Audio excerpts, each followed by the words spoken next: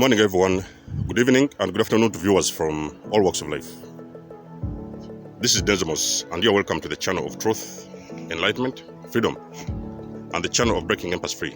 If you are new on this channel, I talk about narcissism and narcissistic abuse.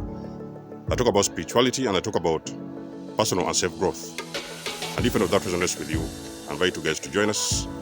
Give us a like, share the video with friends, and you may subscribe if you haven't already. And for those that have always been with us, you are welcome back, and I thank you for your love and support. Now, in this video, I want to talk about healing. So, if you're a person who is trying to heal after narcissistic abuse, I will request you to pay very, very, very close attention to this video, because I'm going to give you some of the things you're going to need, some of the tools you will need along your journey. Now, first of all, let's not forget, and let us try to also understand that narcissistic abuse is very intense. You know what I mean? So when I say that it's very intense, I really know what I'm talking about. So it is a very, very intensive kind of abuse, and most of the times, it takes most of the victims from that kind of abuse. It takes them a very long period of time to heal. You know what I mean? We're talking about years. When I'm talking about healing from narcissistic abuse, we're talking about years. Some people have been lucky. I have been one of the lucky ones that my healing I haven't really struggled. When you're talking about narcissistic abuse, I haven't really struggled with healing. But of course, I healed from the narcissist and everything. But then there is also other things that have continued along my journey to heal. You know what I mean? Because there's other things that usually used to come up every now and then to the surface so that I could be able to heal them. And I'm still on that healing process. But now it's like I'm healing different things. You know what I mean? So I've gone past the narcissistic abusive relationship and I've left those individuals back. And now I'm healing different things also what have been a part of my journey. You know what I mean? So healing is a continuous journey that we have to go through after we leave this narcissist. So it's not only about being with the narcissist and leaving them. You also carry on and heal different other things that have been a part of your life. Now, the first thing what you're going to have to do, I'm saying that you're going to have to do because it is also one of the things I had to do. You're going to learn to let go. Now, guys, I can guarantee you that when I'm talking about letting go, I also know what I'm talking about, and I also know it is as hard as it can be. You know what I mean? Most of the times, you're letting go of the narcissist behind. There's kids behind. There's kids involved, families, a lot of ties, economy, a lot of things that have been used to have tied the two of you together. So you are leaving everything behind, guys. You have got to let go. You have got to understand that, first of all, there is so many people who have been like you in that kind of situation, and they have had to release. Guys, you have got to learn to release. I don't know how you're going to do this, but you're going to learn how to release and let go of the narcissist. When I'm talking about letting go, you let go of those individuals. What am I talking about? First of all, get out of that vicinity. If it's a home you guys have been living, it's your parents' home, it's maybe your partner's home, your fiance's home, whatever. You have got to get out of the vicinity. And when you get out of that vicinity, guys, you never look back. It is going to take you a while to come to terms with this. You know what I mean? You're not going to forget about it. Of course, it may take you a week, it may take you 2, it may take you a month, it could even take you 6 months, but you're going to have to get over the fact that you have let something go. You know what I mean? So you have left that vicinity, you have gone out of that vicinity, and you've got to also come to that conclusion that you're never coming back. So you're gone for good. That is one of the things you're going to realize if you're trying to heal from this narcissist. Because let me tell you something about these individuals. Those individuals, they have got a very bad energy with them. So the more you spend more time with them, is the more they intoxicate you with their own energy. You know what I mean? So you guys already know that these individuals, they're on a very low frequency. So most of the times, the more time you spend with them is also the more you get intoxicated. And most of the times, their energy, it also affects your own energy. And most of the times, things are always not going to end well with you, because usually you're going to notice nothing is happening for you. You know what I mean? You're not manifesting good things. You're not moving higher. It's like you're stuck forever. You're stuck in this kind of bubble. And you just can't jump out of this bubble. So by getting out of that vicinity, first of all, you are extracting yourself out of that vicinity, so that now you can start to create a space for you that is going to help you to heal. Number 2, one of the things that I've learned along my journey, and which will also help you along your journey, is knowing that when you have let those individuals go, you are also going to stop any kind of communication. So you are going to stop communicating with this kind of individuals. You're going to block them. You're going to block their numbers. You're going to block them on social media. You're going to block each and everything you've ever known to have connected the two of you or the three of you together. You have got to now go into the no contact mode, whereby you are not going to contact those individuals whatsoever. If you have got, like for example, children, there's these little financial ties you guys have together, you might usually sometimes have to contact them, but only on issues concerning that issue. So when you contact them, you call them or you contact them, you only have to discuss the things that you're supposed to discuss. If it's financial ties, maybe you guys had a mortgage together, or you guys have some other things to deal with the banks and the things like that. You only talk about those things, and you do not make that conversation go any further than that. So it is only about those issues. If it's about children, strictly and strictly about children. You're only going to call them, or you're going to only text them, and that should also be every now and then. You're not going to think that you're going to be calling them because you have children with them. You're going to be calling them each and every single day because you need a contact with the children, of course. No, it doesn't work like that. When you're living with those individuals and you know that you're going out there to heal, sometimes, guys, you've got to sacrifice, because remember, your healing is also going to influence your children. So your healing is also going to spread onto your children, and those children, they want to see a healthy father. So you are trying to do everything in your power, everything it takes, whatever you can do to make sure that you get out of that frequency and heal. Guys, healing is a very big priority when you're living a narcissist. So you block them, get them out of your social media pages, get them out of your phone, get out their numbers. Forget that you've ever seen them. Forget that even if you have to go to contact them with children or things like that, you should now start to changing their names. You know what I mean? Because this mind sometimes can play tricks on you. A lot of you guys have saved those names like Babe, Honey, all these kind of things, whatever is Superwoman or whatever it is. You have been used to calling them some specific kinds of names. When you're starting to block these individuals, you may not necessarily block that partner who also has got your children, but you can now start to change the names that you've been calling them in your phones, so that when your brain sees that name, it may not actually process that that's the person you've been involved with for a very long period of time, and you're only using that contact for specific amounts of time. If you cannot do that, you can get out their numbers from your phone and you can write it on the side on a small piece of paper, and you hide it somewhere in your room. So whenever you know that you're going to have a contact with them, you just get out that paper, then you send them a text, or you send them a call, or you call them, or you text them. Then you put back that paper where it belongs, and you delete those numbers. Guys, it is very, very important to stay away and to block these individuals, because let me tell you something, when those individuals intoxicate you with their energy, that's the very moment where you're going to see a lot of things happening in your life. Those things that you've never experienced in your life. So you're going to see your life going downhill. You block them, you let them go.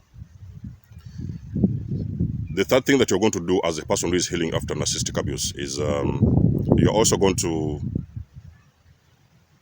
you're going to do everything in your power to make sure that you raise your vibration. Now, I've done a full video recently.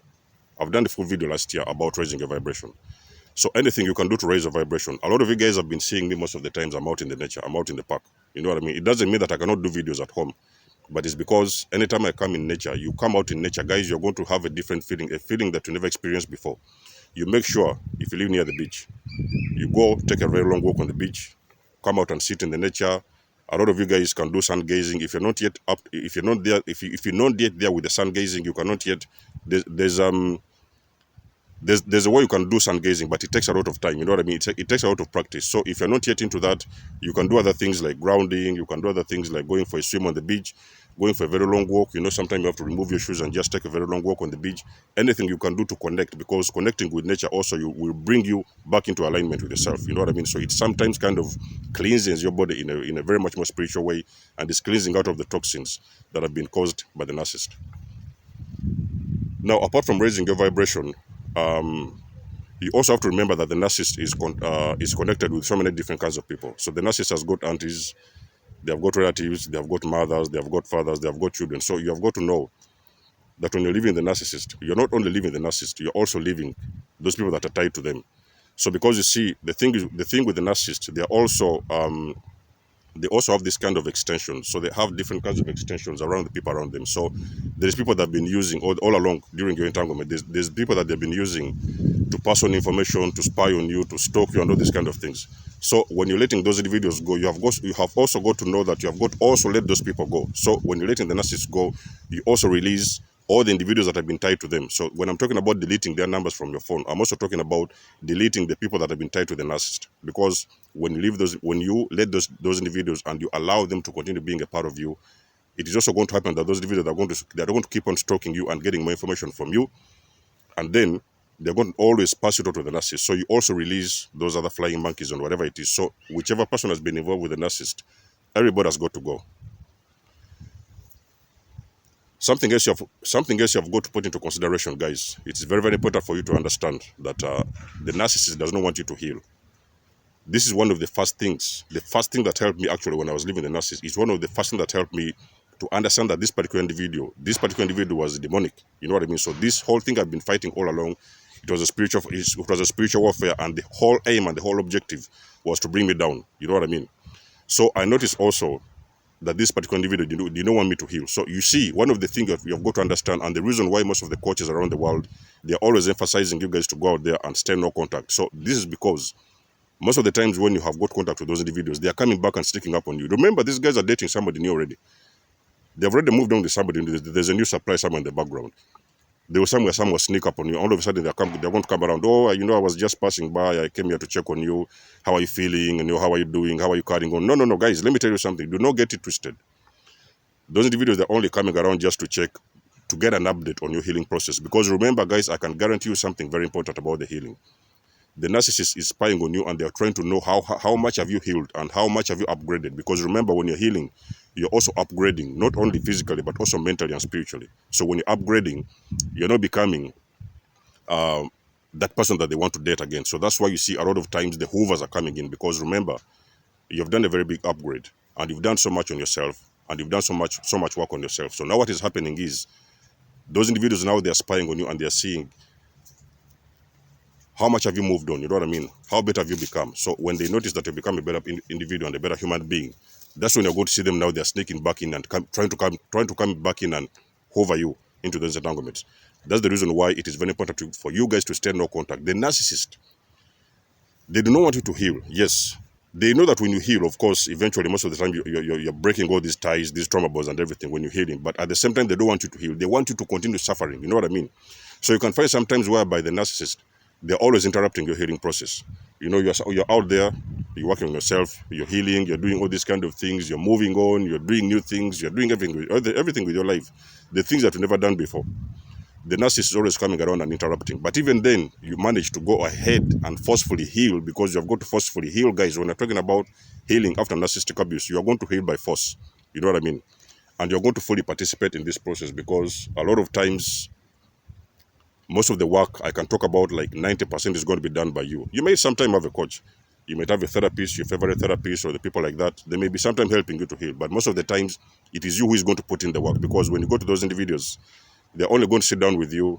So they're going to just tell you about the things you need to know, the things you need to do. Okay, go and do this, and go and do that, and go and do this. So you are the person who is going to, like 90%, participate in this kind of healing process, because you are the person who is responsible for your own healing. It's not your doctor, it's not your parent, it's not your therapist, it's not your psychologist. They will tell you what you need to know, but then you go out there and put in the work. The other thing what you need to know when you're healing from narcissistic abuse is sometimes you might have been because this kind of entanglements and those situationships, they are very torturing. You know what I mean? And very tormenting. So sometimes your health has gone downhill. You may notice sometimes you have been struggling with different kinds of health issues. Maybe something wrong with your body, something wrong with your skin. You've developed a lot of things in your body, like physical, even sometimes mental ailments. You have got to know it is okay, guys, to go out there, go to a doctor, and make sure that you heal. First of all, the body to heal spiritually. You've got to make sure the body heals physically first. You know what I mean? So if you've been suffering with different kinds of diseases, sicknesses, and things like that, you go out to a doctor. You make sure that you try to heal. Make sure that you heal those things medically, and then now you come out and do the spiritual work, because most of the healing from narcissistic abuse is usually mental. You know what I mean? So you do the physical part of the healing, and then you go to the mental part. You know what I mean? So if you've been suffering with diseases and things like that, there's things you don't understand about your skin, something is going on with you, you go out there, you seek medical attention, you get healed physically, and now you do the spiritual work of the healing process. You know what I mean? Something else which I want to tell you guys is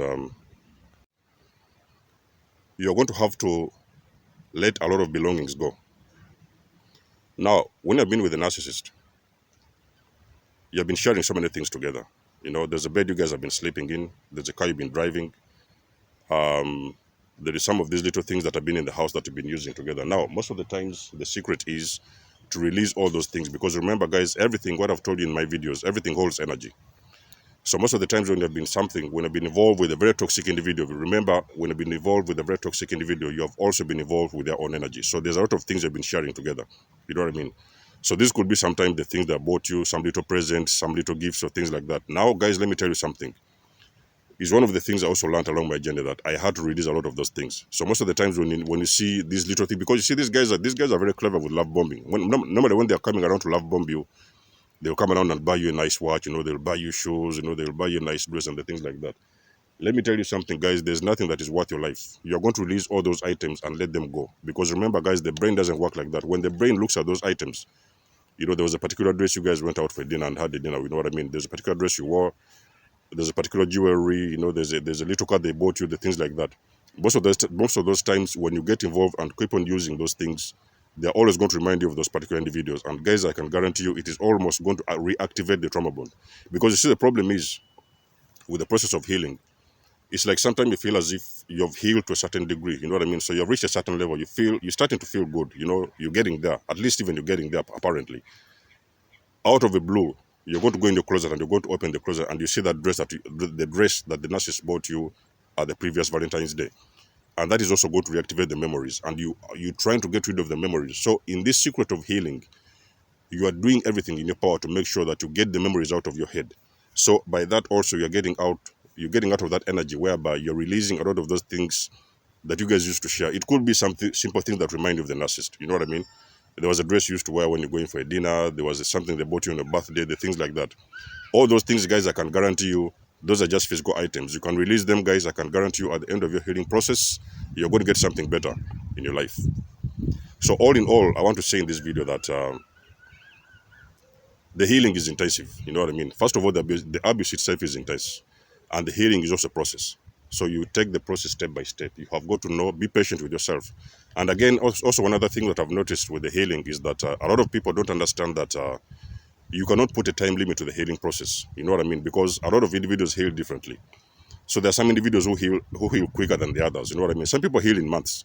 You know what I mean? It did not require me a lot of time to heal from this abuse.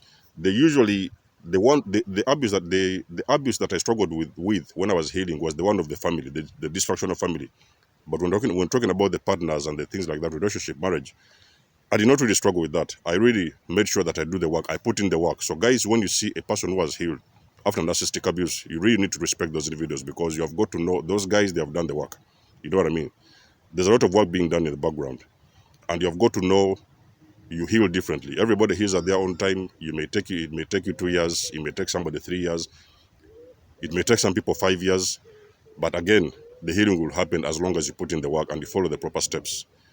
Now, the other thing you're supposed to remember that one thing what I've had to learn along my journey as well when it comes to healing after narcissistic abuse is do not rush yourself to get into relationships. You know what I mean? Because usually when you're talking about healing and relationships, you've just left a very toxic individual.